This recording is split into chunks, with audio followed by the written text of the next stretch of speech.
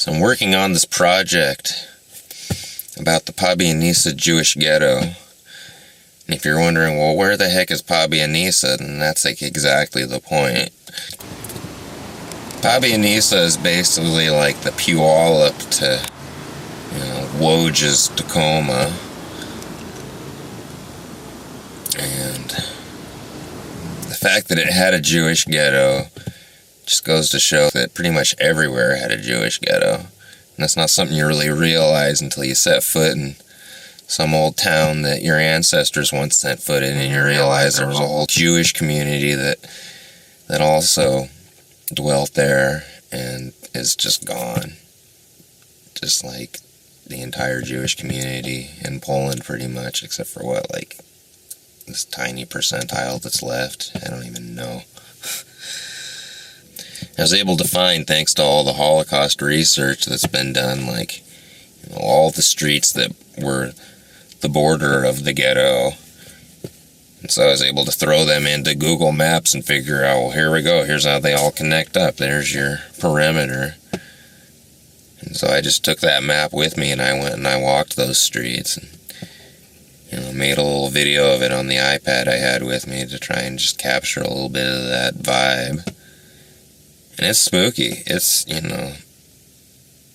it's a haunted place, I feel like. But it was also the main street. It was being completely torn up and rebuilt with the new tram line, which has all been done since I was there. So that's going to give it a very different energy. And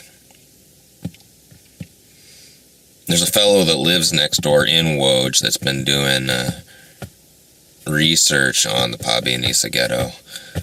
And so I finally have reached out to him via Facebook. I don't know, we'll see if that works. I found his LinkedIn profile finally. It took a while, but I'm not LinkedIn, so I don't know how to turn that into a way to contact someone. But my plan is to get to Pabianice on November 2nd, which will be All Souls Day, which means all the graveyards throughout Poland are just going to be decked out, thousands upon thousands of candles, lit for the departed souls. And, the Jewish cemetery in Pabianice will be open for that celebration, and it's pretty remarkable. It's got, there was some restoration work done at some point where all the tombstones that had been painted with polychrome paint, I think, were repainted, and so they're just phenomenal looking. That's definitely something I want to capture. When I first get there, I'm just going to pretty much go straight there from the train station, because that's the point it's closest to. And beyond that, I'm just going to, explore those ghetto streets again and try to have a little bit more context, maybe try to get a hold of some historical photographs, and if I could get, printouts of things and take them with me and be on location and be hold up a photograph, where the synagogue once stood, or do something like that, or where the stadium was, where everybody was rounded up when the ghetto was liquidated. That's the point I still haven't nailed down out of all these points, and that's where I'm hoping this fellow, Andrzej Grzegorski or something, some classic Polish name with too many syllables in it.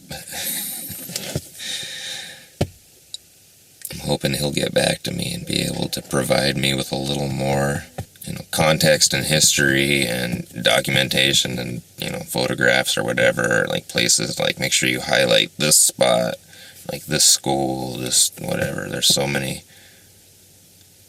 there's a lot of spots, and he's trying to create historical signage along the main street of the ghetto. It's a project that he initiated last year and got grants for, and that's how I discovered him. This wasn't something that was happening the first time I was there. It's only in the year since I was in Pabianice that this project, began or was funded or whatever, but I haven't seen anything about it being completed yet. So like maybe our efforts can kind of like combine somehow. Like hopefully that would be pretty amazing.